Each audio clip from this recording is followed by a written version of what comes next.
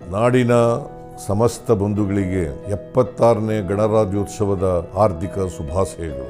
ಸಂವಿಧಾನ ಜಾರಿಗೊಳಿಸಿ ಪ್ರಜಾಪ್ರಭುತ್ವ ರಾಷ್ಟ್ರ ಎಂದು ಘೋಷಣೆ ಮಾಡಿಕೊಂಡ 75 ವರ್ಷಗಳ ನಂತರವೂ ಸಂವಿಧಾನ ಮತ್ತು ಪ್ರಜಾಪ್ರಭುತ್ವವನ್ನು ಉಳಿಸಲು ಹೋರಾಟ ನಡೆಸಬೇಕಾದ ವಿಷಾದನೀಯ ಸ್ಥಿತಿಯಲ್ಲಿ ಗಣರಾಜ್ಯೋತ್ಸವವನ್ನು ನಾವು ಆಚರಿಸುತ್ತಿದ್ದೇವೆ. ಇದು ಗತವೈಭವದಲ್ಲಿ ಮೈಮರೆಯದೆ ವರ್ತಮಾನದ ವಾಸ್ತವಗಳಿಗೆ ಮುಖಾಮುಖಿಯಾಗುವ ಕಾಲ.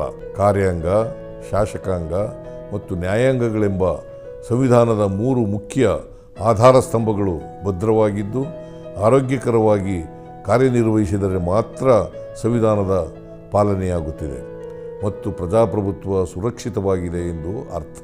ಕಟುವಾದ ಸತ್ಯ ಏನೆಂದರೆ, ಸರ್ವಾಧಿಕಾರದ ದಂಡದಡಿ ನಮ್ಮ ಕಾರ್ಯಾಂಗ ಕರ್ತವ್ಯ ಭ್ರಷ್ಟಗೊಳ್ಳುತ್ತಿದೆ, ಶಾಸಕಾಂಗವನ್ನು ಖರೀದಿಸಲಾಗುತ್ತಿದೆ ಮತ್ತು ನ್ಯಾಯಾಂಗಕ್ಕೆ ಬೆದರಿಕೆ ಒಡ್ಡಿ ನಿಯಂತ್ರಣದಲ್ಲಿ ಇಟ್ಟುಕೊಳ್ಳುವ ಷಡ್ಯಂತ್ರ ನಡೆಯುತ್ತಿದೆ. ಕಾರ್ಯಾಂಗ, ಶಾಸಕಾಂಗ ಮತ್ತು ನ್ಯಾಯಾಂಗಗಳೆಂಬ ಆಧಾರ ಸ್ತಂಭಗಳು ದುರ್ಬಲಗೊಂಡು ಶಕ್ತಿಹೀನವಾದಾಗ ಸಂವಿಧಾನವೇ ಅಪ್ರಸ್ತುತವಾಗಿ ಪ್ರಜಾಪ್ರಭುತ್ವ ವ್ಯವಸ್ಥೆ ಬುಡಮೇಲಾಗುವ ಸಾಧ್ಯತೆಗಳಿವೆ. ಇಂಥದೊಂದು ಅಪಾಯದ ಸ್ಥಿತಿಯಲ್ಲಿ ಭಾರತ ಇಂದು ನಿಂತಿದೆ. ಪ್ರಜಾಪ್ರಭುತ್ವವನ್ನು ಉಳಿಸುವ ದೊಡ್ಡ ಜವಾಬ್ದಾರಿ ಪ್ರತಿಯೊಬ್ಬ ಪ್ರಜೆಯ ಹೆಗಲ ಮೇಲಿದೆ. ಜಾತಿ, ಮತ, ಪಂಥ, ಪ್ರದೇಶದ ಭೇದಗಳನ್ನು ಮರೆತು ಇಡೀ ದೇಶ ಒಂದಾಗಿ ಹೊರಗಿನ ಶತ್ರುಗಳನ್ನು ಒಡೆದೋಡಿಸಲು ಹೇಗೆ ಸ್ವಾತಂತ್ರ್ಯ ಹೋರಾಟ ನಡೆಸಲಾಯಿತೋ ಅಂತಹದ್ದೇ ಒಂದು ಹೋರಾಟವನ್ನು ದೇಶದೊಳಗಿನ ಸಂವಿಧಾನ ವಿರೋಧಿ ಶತ್ರುಗಳ ವಿರುದ್ಧ ನಡೆಸಬೇಕಾಗಿದೆ. ಇದಕ್ಕಾಗಿ 2ನೇ ಸ್ವಾತಂತ್ರ್ಯ ಹೋರಾಟ ನಡೆಯದೆ ಹೋದರೆ ಮುಂದಿನ ಪೀಳಿಗೆಗೆ ಬದುಕುಳಿಯಲು ಪ್ರಜಾಪ್ರಭುತ್ವ ಇರುವುದಿಲ್ಲ.